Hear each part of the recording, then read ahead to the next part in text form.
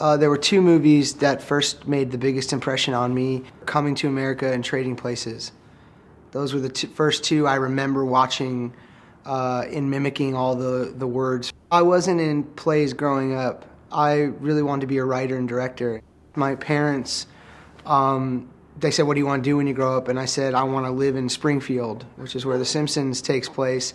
And I was very young, and they kind of explained to me, well, The Simpsons is a show that you watch. And I go, okay, right. And they go, well, I want to work on The Simpsons. I was at New School University, where I went to college, and I was having a very difficult time casting actors because I didn't know how to give direction. I didn't know how to thoughtfully and respectfully give notes to people. And so my friend who was producing the plays was like, you should be in the plays because no one wants to audition for the plays, so they hate you. And so I took acting classes as a way to learn how to talk to actors. And then eventually Dustin Hoffman, I was friends with his children, and Dustin was the first person who really wanted me to be in a film, and he got me an audition for I Heart Huckabees, which ended up being my first film. I had a tiny forgettable part in the movie, and but it was all thanks to Dustin. And then I dropped out of school and thought I'd become a really famous actor, and then that didn't happen.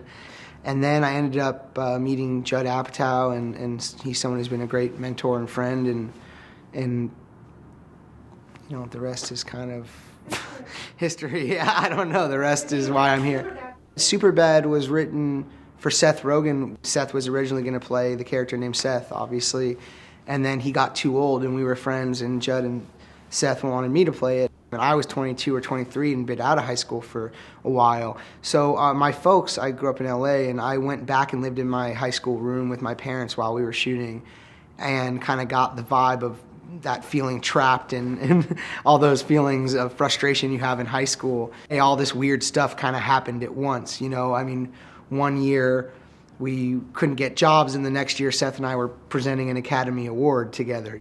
I met the Duplass brothers about 8 or 9 years ago at a short film festival called Cinevegas, where they had a short film they had directed, which was brilliant. The first phone call I made after Superbad, I made a list of filmmakers I really admired and said, hey, they're going to pay for movies if I act in them. What do you have, you know? And I called Mark and Jay right away. They were the first phone call I made when my agents and stuff were like, what do you want to do next? And they had Cyrus, and they were like, do you want to play this really weird character? And I was all for it. To me, I connect the most with things that are uncomfortable and heartbreaking.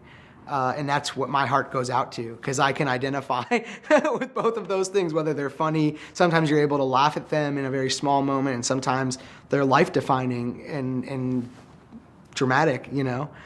But to me, discomfort I find very amusing, and as well as heartbreaking. So